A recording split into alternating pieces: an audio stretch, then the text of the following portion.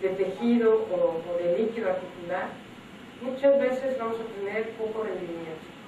En el caso de la osteomielitis, un cultivo solamente nos da un valor pronóstico positivo del 60%, y en el caso de infecciones asociadas a implantes, del 56.3%. ¿Por qué va a resultar difícil aislarlo? Generalmente, los médicos, cuando comienzan a ver que hay una secreción purulenta, comienzan de manera empírica antibióticos, y eso pues, nos va a disminuir la posibilidad de aislamiento. Tenemos un bajo inóculo del microorganismo y en ocasiones tenemos errores en la localización de la infección. ¿Cómo se incrementa?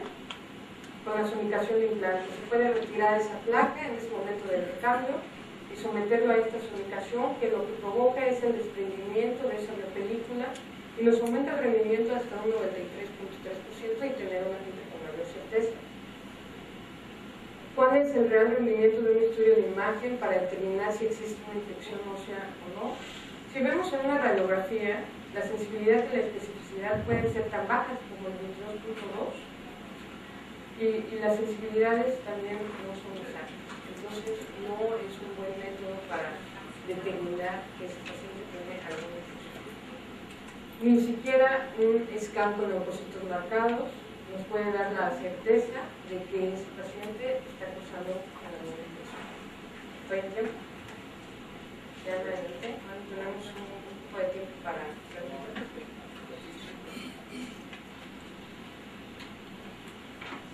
¿Acabé? ¿Me aceleran?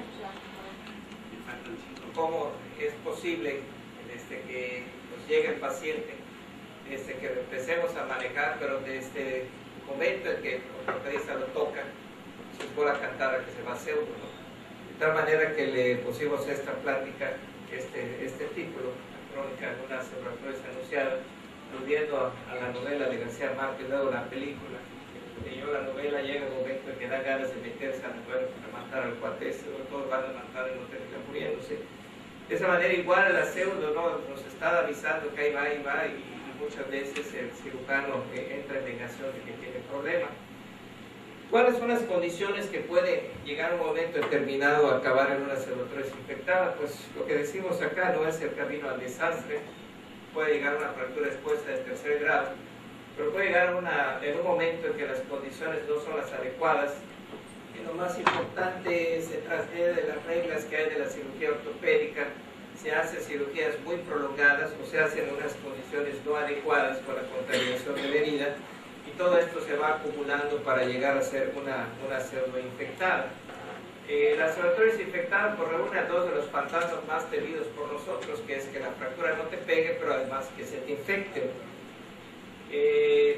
Hay que tomar en consideración que muchas fracturas de entrada pueden ser conservadoras, no vamos a entrar en manejo ortopédico, pero cuando decidimos operar a un paciente, puede ser que una pseudoartrosis infectada nos llegue desde una fractura cerrada, que a lo mejor iba a ser para un yesito, pues se le opera y eso viene la complicación. Y hay que recordar entonces que debe haber una indicación estricta de la cirugía, que se debe disponer del material adecuado, que se debe seleccionar el implante que debe ser, y ya una vez seleccionado se debe hacer la cirugía cual debe ser, con los pasos que están ya bien reglamentados. Hay que recordar que una buena osteosíntesis puede hacer que un manejo conservador que haya fracasado pues termine en una fractura que consolide, pero también tenemos que el manejo quirúrgico puede salir al rescate de una técnica que haya fallado, cambiando el implante, cambiando la técnica, o con el mismo tipo de implante modificado pero aplicando en forma correcta la técnica.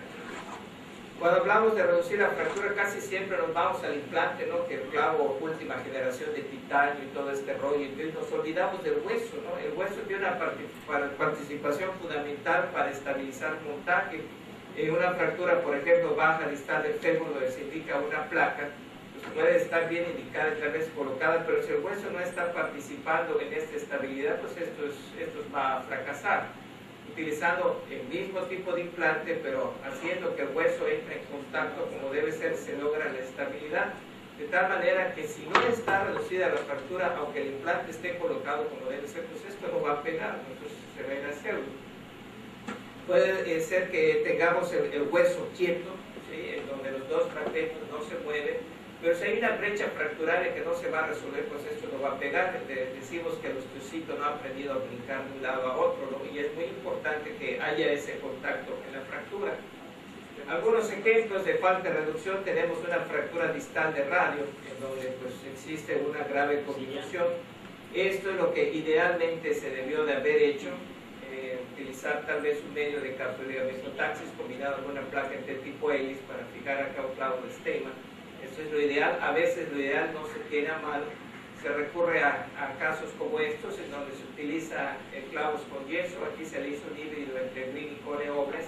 Hay demasiada tracción, se puede ver cómo los huesos del campo están separados, y esto condiciona que no haya un buen contacto, ¿no? Entonces, desde que uno ve este control radiográfico, pues ya nos está anunciando que esto no va a pegar. Luego se retira el clavo con el yeso, viene el desastre, empieza a haber una pseudotrófica. Con el paso del tiempo la deformidad comienza a aumentar, se establece lo que es una mano en cava, y finalmente tenemos ya la pseudoartrosis establecida. Esto nosotros lo resolvemos con un procedimiento que le llamamos en 3 tiempos quirúrgicos. Utilizamos un primer tiempo fijador externo para dar distracción, lograr restablecer la longitud del radio. Luego colocamos un pequeño pedazo de cresta ilíaca, un clavo neck para bloquear. Aquí logramos la consolidación de la lesión, y en un tercer tiempo hacemos una plastía tipo Sobey-Capaggi con el fin de que el paciente recupere cronosupinación, y este es el resultado final, y este es el resultado de no haber elegido la técnica adecuada. Algo que es muy importante es que la fractura esté comprimida, ¿no? O sea, que haya un contacto bueno, pero que ese contacto sea lo suficiente amplio, y sabemos que mientras más amplio sea la línea de fractura y el contacto sea más estrecho, pues vamos a tener callos más generosos, sean preprimas, sean callos secundarios. Pero es muy importante que haya ese contacto de los dos cabos de fractura. Una fractura expuesta de tercio medio de úmero, un trazo transverso, desde luego que es una fractura inestable. Se decide poner este clavo expandible, pero pues tal vez estuvo bien colocado el clavo, pero ¿cuál es el problema? Que no hay contacto para la fractura. Pues hecho es bola cantada que esto no va a pegar. Lo increíble es que el paciente se da de alta, no hace un intento por cambiar el implante ni habilitar un poco de injerto. Pasa lo que tiene que pasar, con la parte más o menos justa va aguantando, la otra parte se va moviendo. Esto cada vez se va haciendo más inestable, y este es el resultado final. Termina por perderse la estabilidad, y aquí pues se resolvió quitando el clavo utilizando una placa LCP. La compresión es bien importante. Si tenemos nuestra fractura perfectamente reducida, bien comprimida, no hay motivo por el cual pueda haber resolución de foco de fractura. Trátese de una consolidación perprima, de una consolidación secundaria. Errores en los principios: una fractura transcervical, es imposible que esto pueda haber una compresión fragmentaria si la parte lisa no pasa la parte de la línea de fractura. Además rematan con un tornillo de esponjosa continuo, y ese es el resultado final. Desde que nosotros veamos que no hay ese buen contacto, hay que tratar de hacer algo, ¿no? Aquí estamos viendo cómo el fragmento, que es grande, no está bien reducido, y sin cambiar nada ni meterle placa, simplemente orientando el tornillo y colocándolo como debe ser, hasta sin arandela, pues pega. Hay que recordar que el principal objetivo de la osteociencia es neutralizar todas aquellas fuerzas que van a actuar no solo sobre el foco de fractura, también sobre el hueso. Los clavos definitivamente son nuestro armamento principal en las fracturas deficiarias. Hay que recordar que neutralizan prácticamente todas las fuerzas de flexión y cizallamiento. Los clavos con perros vinieron a resolver el problema también de las fuerzas rotacionales que actúan sobre el hueso. Pero también los clavos fallan. Lo que hay que hacer con las nuevas generaciones, yo oigo que las nuevas generaciones dicen las placas están proscriptas, un mal clavo siempre le gana una buena placa. No es así, ¿no? O sea, si ustedes no se hace la selección correcta del clavo, el grosor, si no se siguen los principios para el cual fue diseñado el clavo, pues también van a fracasar. En este caso, un clavo muy corto, además uno de los pernos atravesando el peroné, en una fractura por torsión externa, el trazo del peroné anda por acá.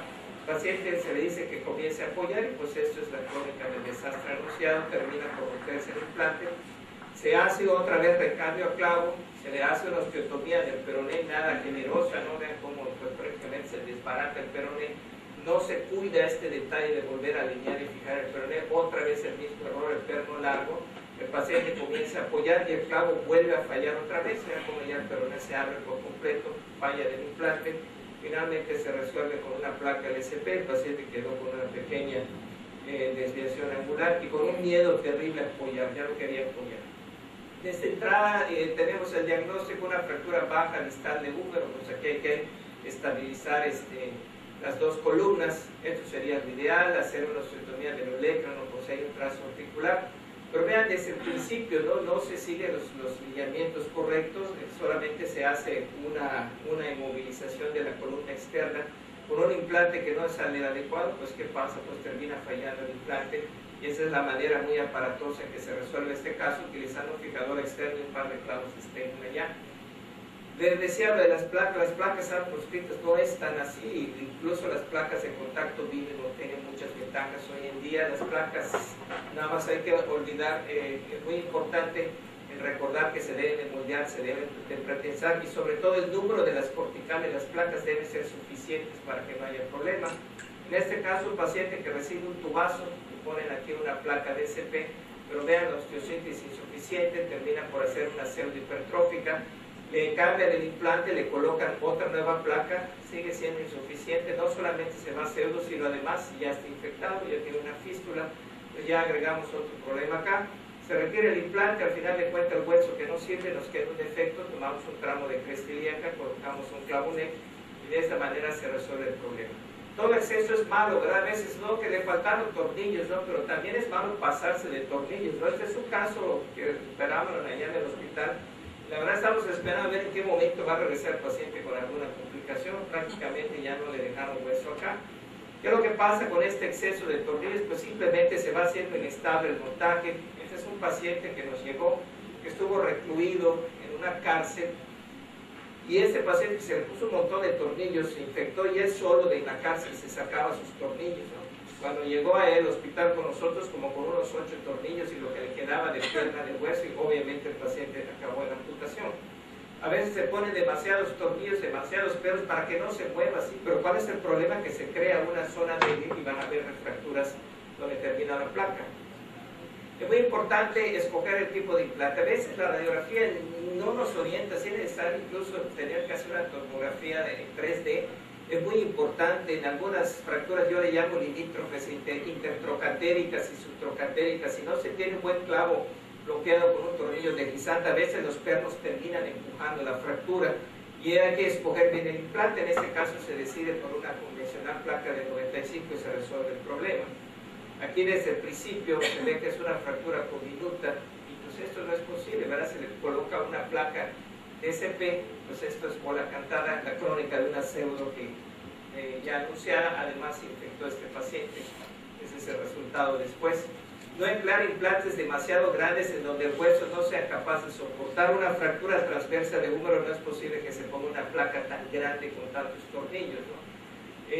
A mí me tocó, le digo a mis residentes, todavía la época que batallábamos con las placas de media caña en antebrazo, unas placas enormes que ni siquiera dejaban ver cuál era la evolución de la fractura, se doblaban, iban a pseudo.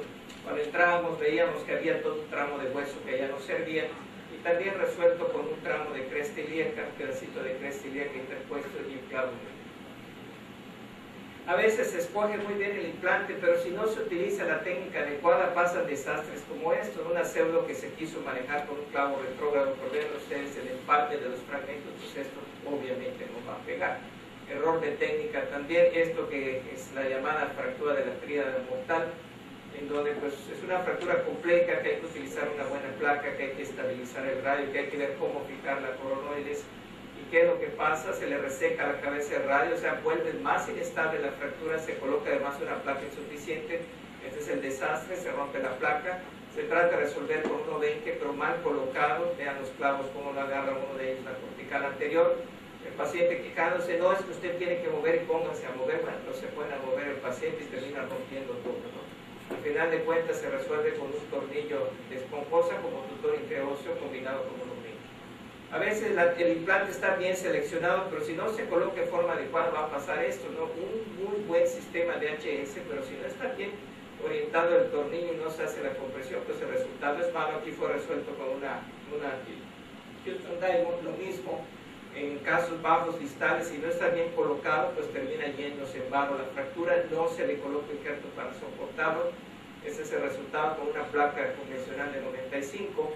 Las fracturas de cadera, al menos en Yucatán tenemos el problema que nuestras caderas son muy chiquitas y los DHs a veces nos estallan los cuellos. Se hace mucho en Houston Diamond allá con una placa angulada, pero se trata de hacerlo bien, ¿no? Aquí en este principio se ve que la placa está por fuera. ¿Qué va a pasar? Pues se va a terminar saliendo. Desgraciadamente la paciente además es llevada un mes después con un gran hematoma obsedado, se le retira el implante, queda este muñón de fémur espantoso y además la paciente luego se muere. A veces se coloca bien el clavo, pero si no está pegando hay que ver qué hacer, no es posible. Esta es una paciente joven, doctor, me duele, ya está con cambio de coxoartrosis, casi un año y medio después se hace el cambio del implante, se logra la consolidación, pero ya esta paciente de menos de 40 años está prácticamente en lista de espera para una prótesis de cadera. Cuando el paciente nos llega con pérdida de hueso, de una vez, no, a este paciente no va a pegar, hay que ver qué es lo que se le va a hacer. El hueso es bien importante cuando se pierde, pero también es muy importante saber cómo manejar el injerto.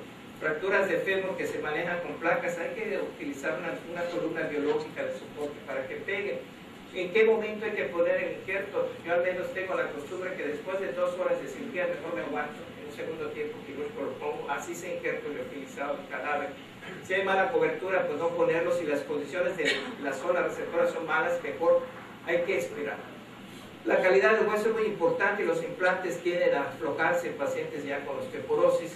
No necesariamente vamos a tener osteoporosis en pacientes grandes. Es un caso muy interesante, 36 años, abogado.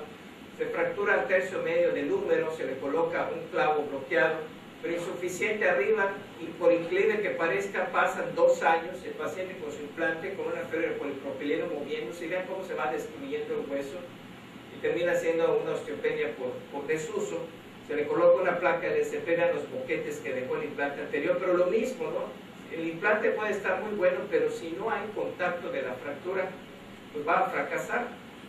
Aquí se le tuvo que operar de nuevo porque ya se había movido, y vean el resultado, logramos colocar bien la placa, pero el hueso está tan malo que se nos rompe abajo otra vez. Aquí empezamos entonces a utilizar teriparatida. Durante un año le manejamos la teriparatida a este paciente, pero se le tuvo que colocar además un fijador externo, uno de los shunts atravesando la placa. Este fijador cada 3 semanas iba el paciente a que le apretáramos las tuercas, y al final de cuentas se obtiene la consolidación porque pegó la pseudo por el implante, pero destacamos aquí la calidad de la densidad del hueso.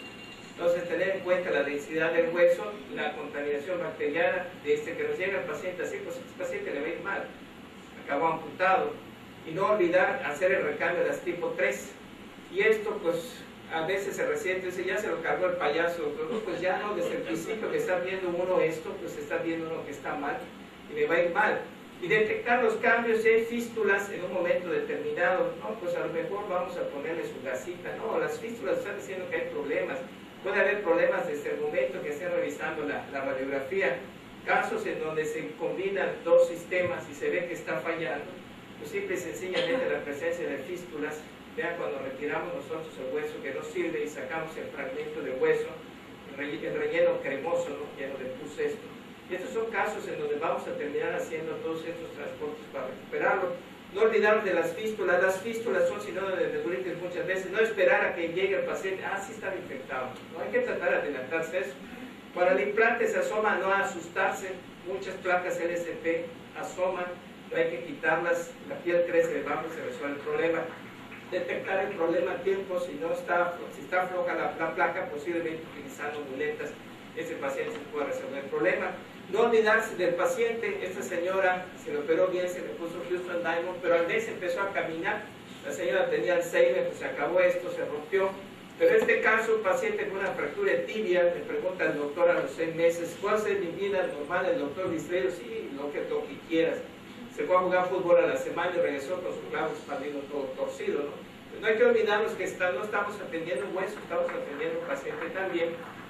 Y lo más importante, ninguna fractura que esté fija debe doler. Desde que el paciente diga me duele, hay que hacerle caso al paciente y ver qué es lo que está pasando, no demorar el regreso al quirófano. Como yo le digo a mis alumnos, ya se lo cargó el payaso, lo que hay que tener cuidado es que el payaso no nos cargue a nosotros también, y desde un principio hacer bien el diagnóstico. Gracias.